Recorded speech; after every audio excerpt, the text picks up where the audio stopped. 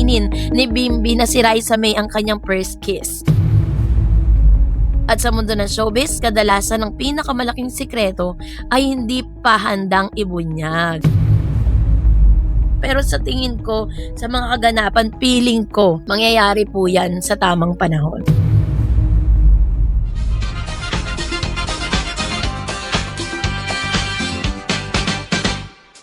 Narito na ang ilan sa mga sweet confession at secret meetings na naganap between Bimbi at Raisa. Sino nga ba ang bago na makakasama ni Mr. Bimbi matapos po siyang mag-viral dun sa kanilang reunion nitong si Raisa? Meron po kasi mga bali-balita na meron na pong manager na kumuha kay Mr. Bimbi. So yun ang ating pag-uusapan maya-maya.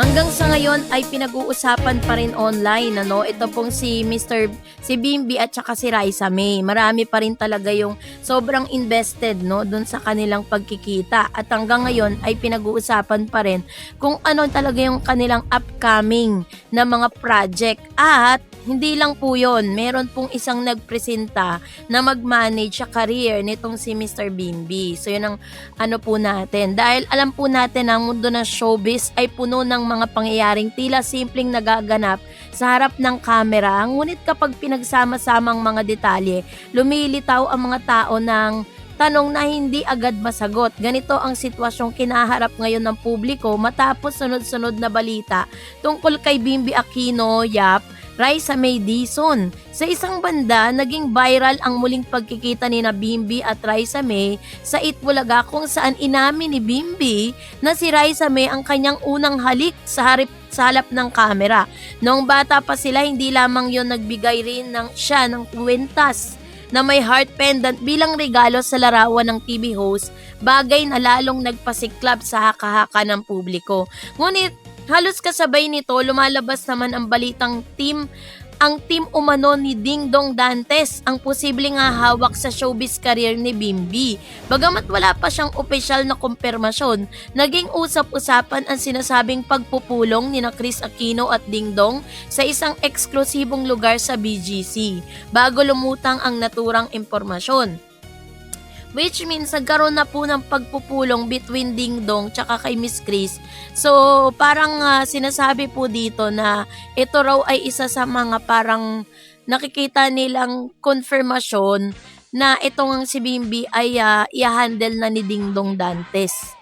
So, sa isang industriya kung saan mahalaga ang public image, branding at timing, hindi may iwasang itanong ng marami, may mga malalim bang kwento sa likod ng mga pangyayaring ito o simpleng nostalgic lamang ang pag nakikita ng publiko? Batay sa mga ulat, wala pang kumpirmasyon na magkakaroon ng love team sina Bimbi at Raisa May.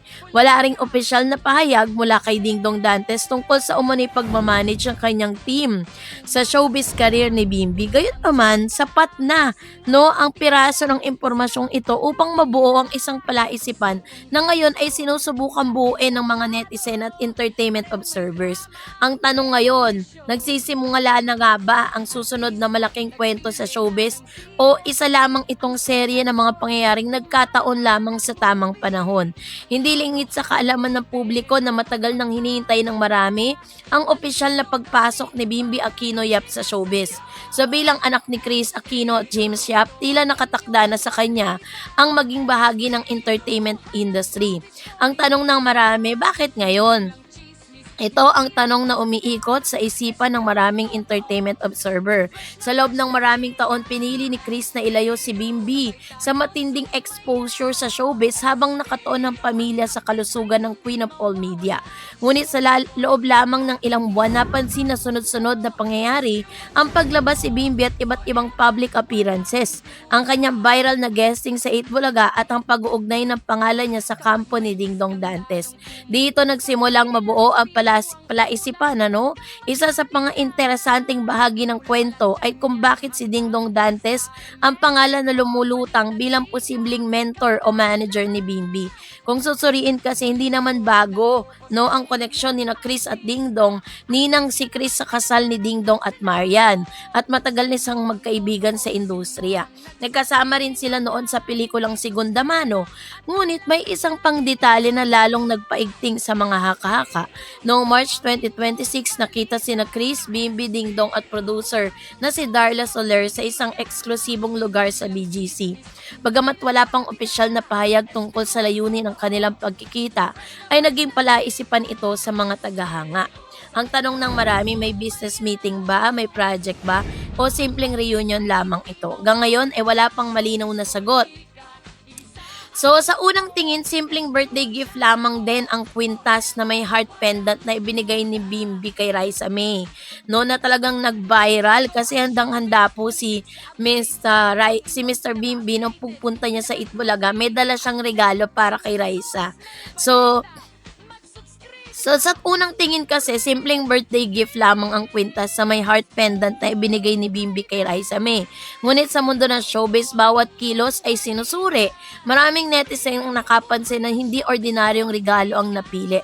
Sa kultura ng popular media, ang heart-shaped jewelry ay madalas na kinukonekta sa special na damdamin. Kaya naman agad itong naging sentro ng mga usapan online. Ngunit may isa pang detalye, ayon sa programa, ang kwintas ay regalo umano mula rin kay Chris Aquino para kay Raisa. So yun naman pala yung katotohanan doon, ano? Yung katotohanan patungkol sa regalong kwintas nga ni Bimbi. Ito po ay especially parang pinaabot, no? Hindi naman talaga direktang mula kay Bimbi pero mula siya sa mama nito. So dito lalong lumalim ang palaisipan kung simpleng birthday gift lamang ito, bakit tila may emosyonal na bigat ang eksena? Bakit naging emosyonal si Raisa habang tinatanggap ito? At maraming netizen ang nakaramdam na tila may special na kulugan ng sandali.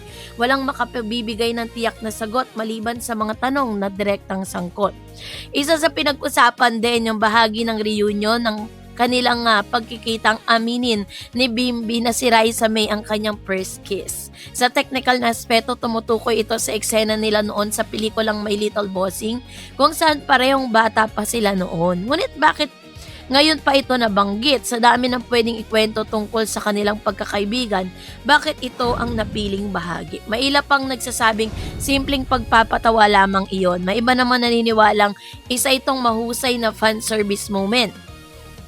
Ngunit para sa mga mahilig mag-analyze ng showbiz narratives, tila naging perpektong sangkap ito upang muling buhayin ang interes ng publiko sa tambalan nila. May isang bagay na paulit-ulit na lumilitaw sa mga reaksyon ng publiko. Ito yung nostalgic, no? Maraming netizen ang nagsasabing tila kailan lamang ay may mga bata pa sina Bimbi at Raisa. Ngayon, isa ng binata si Bimbi habang nasa ustong gulang na rin si Raisa May.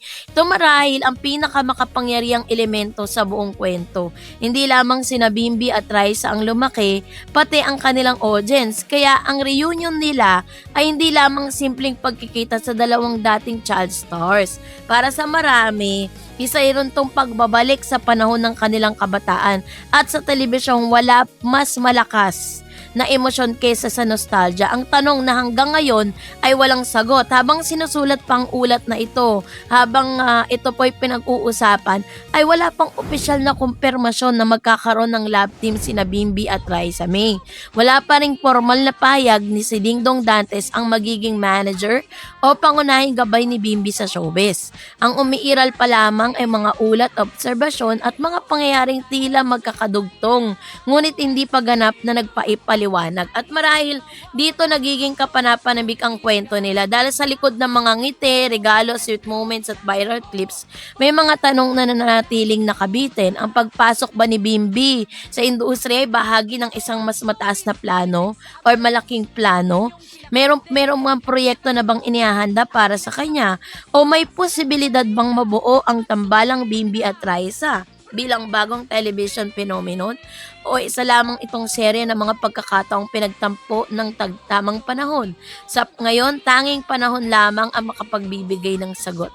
At sa mundo ng showbiz, kadalasan ang pinakamalaking sikreto ay hindi pa handang ibunyag. So yun po yun. So medyo may misteryo pa, no, sa pagsasama ni Bimbi at Raisa. Matutuloy nga ba ito? Pero sa tingin ko, sa mga kaganapan, feeling ko, mangyayari po yan sa tamang panahon. So kayo po, anong niyong saloobin patungkol dito? Mag-comment kayo sa comment section.